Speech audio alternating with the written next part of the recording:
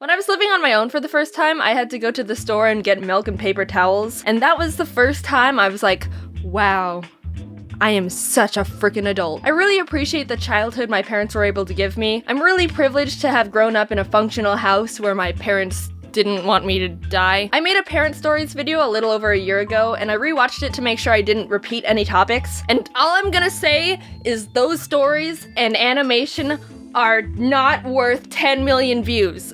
That video, I don't like it. I don't like that video. My parents were really big on manners and being polite. We've got some Asian blood in us, so we can't bring dishonor to our family. We do all the typical things like call adults Mr. and Mrs., ask to be excused from dinner, make sure to thank everyone for everything ever, bow to our superiors. When my mom had new people come over to the house, she would make me introduce myself and shake their hand, and then when no one was looking, she'd pull me aside to a different room and quiz me. What color are their eyes? That was my mom's training course to get me to be good at eye contact, because I guess I used to be stupid and not look at people when they talked. But I remember that kind of backfired because I'd be so focused on memorizing their eyes that I wouldn't pay attention to what they were saying. Hi Jaden, how are you? Shh!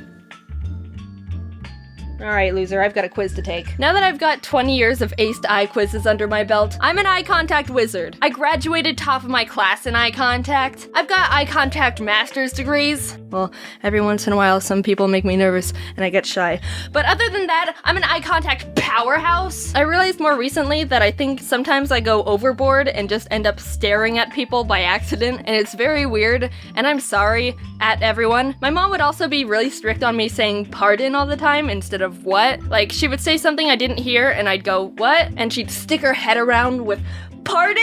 I wouldn't be a bimbo and be all, what? It's not like I was being a rude moron. One time my friend told me, Jaden, I think you're the only person I know that says pardon. And like, that's all fine and dandy. I could respect my mom's request to use an underused polite word.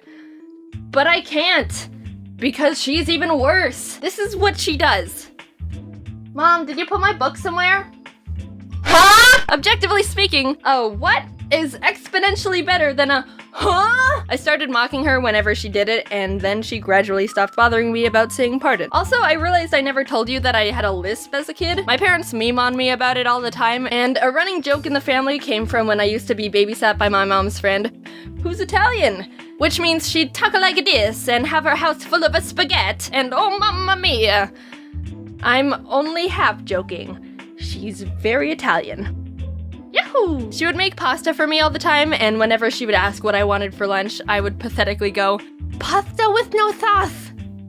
I wanted pasta with no sauce. And now, if my family would be having pasta for dinner, someone would end up going,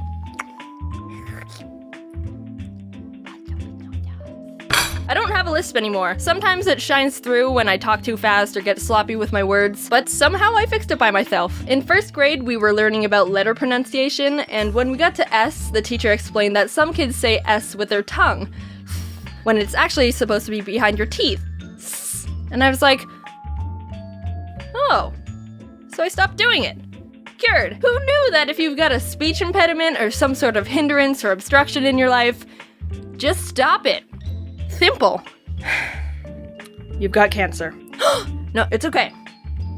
Just stop it. When I was learning how to swim, my mom and her friend, who also had a daughter my age, hired a swim instructor for us, and I don't remember a single thing about it except that she made us hang off the edge of the pool and just shimmy across the side. But I was terrified of these filters against the side and always refused to go across them because I was scared of being sucked in or something. I don't know how I passed that class because I refused to do the exercise. But at least I knew her eyes were blue. And then at the end of each lesson, she'd give us a piece of licorice, like we were dogs. I didn't like licorice. Oh yeah, and also this one time I almost drowned and died.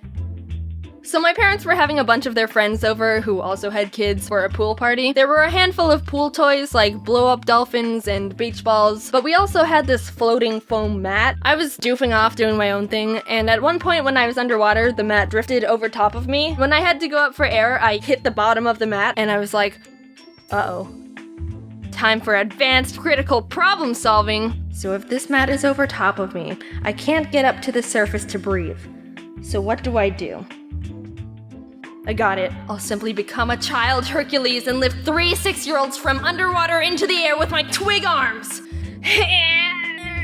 Rather than using one of my 4 brain cells and swimming 2 feet to the side away from the mat, I decided to try and just bench press my way to survival. One of the adults realized I was being an idiot and also dying, and instead of being like, well, survival of the fittest, he dove in and saved me. So I didn't end up drowning of stupidity.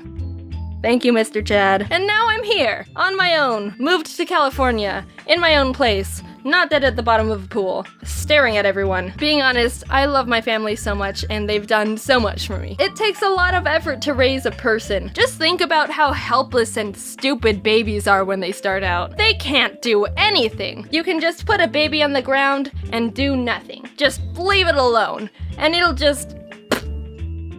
pathetic. I'm so thankful and lucky my family's so supportive about everything I've been able to do, because I know not a lot of parents are like that. They even helped me sell merch at VidCon. They were so happy about it too. They came up to me after every day like, oh my gosh, Jaden, everyone's so wonderful. The people who watch your videos are so sweet. Someone asked me to sign their shirt, so I just wrote Jaden's mom. I was really nervous to pursue this career path because it can be a bit unpredictable, but the fact that they're so proud and encouraging has helped me do so much more than I ever would have thought I could if I was alone. So thanks, Mom and Dad.